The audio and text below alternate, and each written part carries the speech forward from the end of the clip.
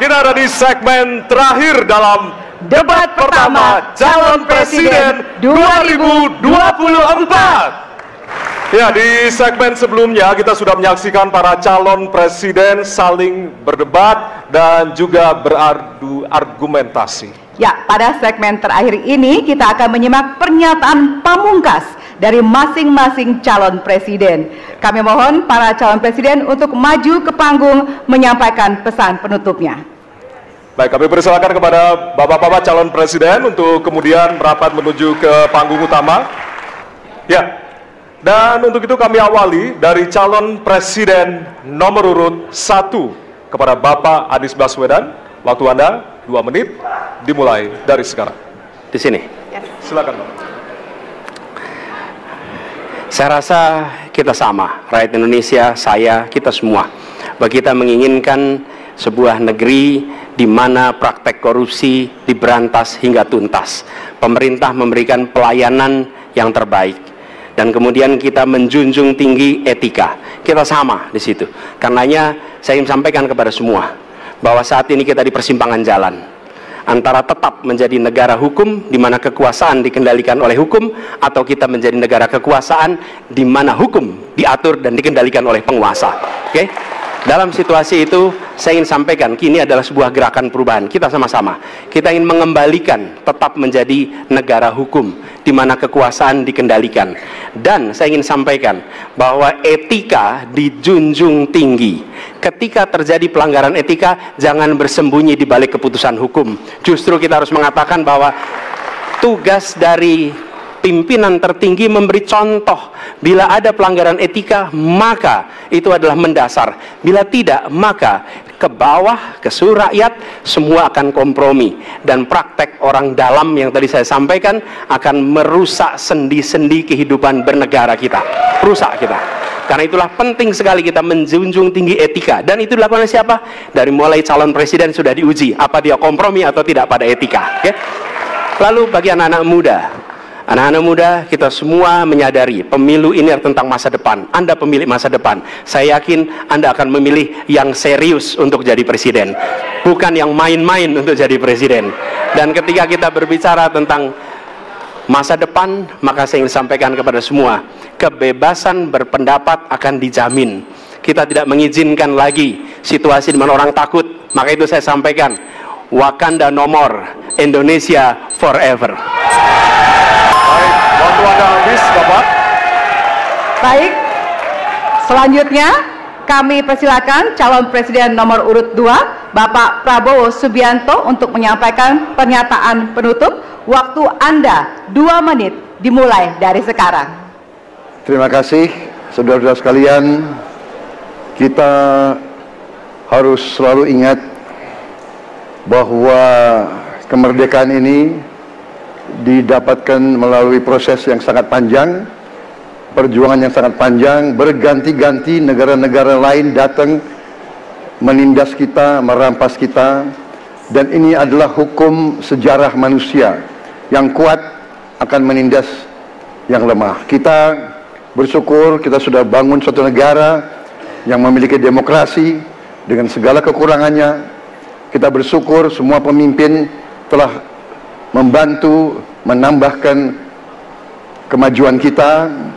Kita ingin lebih maju, kita ingin lebih baik, kita ingin lebih adil, kita ingin hilangkan kemiskinan, dan kita ingin hilangkan korupsi.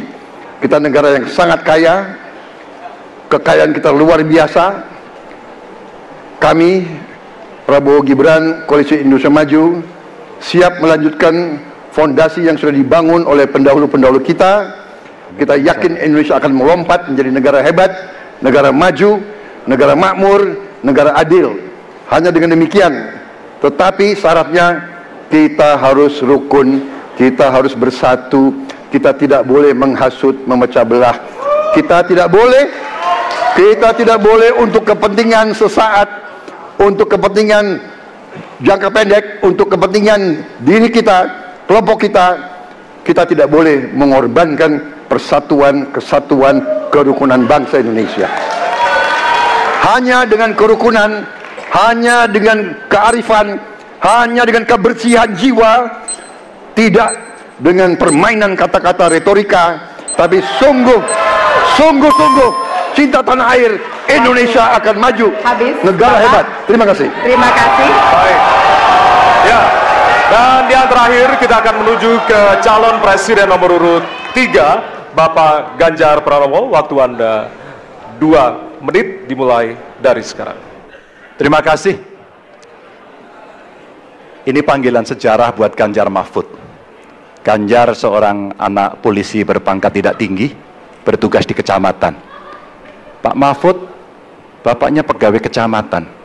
Kalau kita berada pada momentum yang sama, kami dan Pak Mahfud ini adalah orang kecil yang kalau bapaknya rapat kira-kira anggota Forkompimcam. Kami hanya di level kecamatan. Kami telah terbiasa mencoba mendengarkan keluh kesah rakyat. Panggilan sejarah inilah yang kemudian coba kita klasifikasi dari seluruh persoalan yang muncul. Bagaimana kita memberikan afirmasi kepada kelompok rentan. Ada kelompok perempuan, penyandang disabilitas, anak-anak, termasuk manula. Mereka butuh perhatian yang lebih. Maka inilah cara kita membangun, melibatkan mereka tanpa meninggalkan mereka. No one left behind.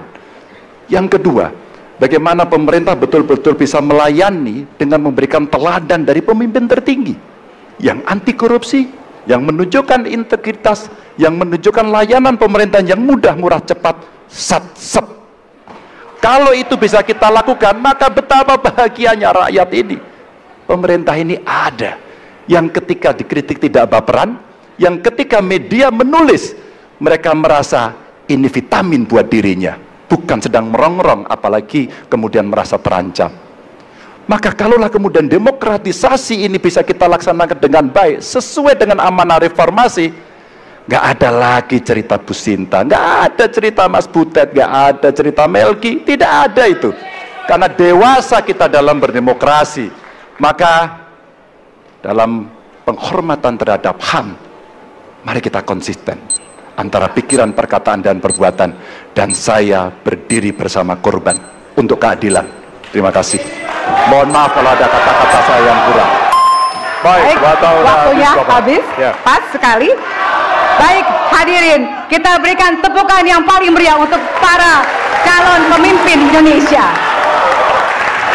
Ya, kita sama-sama menjadi saksi dari ketiga calon presiden yang tentunya beradu ide, gagasan, dan juga program-program. Tentunya inilah akhir dari debat pertama Capres 2024. Masih akan ada 4 debat lagi yang akan diselenggarakan oleh Komisi Pemilihan Umum Republik Indonesia.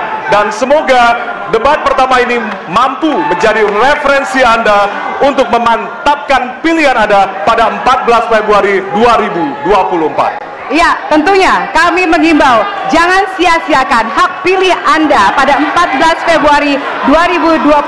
Ya. Suara Anda sangat berharga untuk menentukan masa depan Indonesia.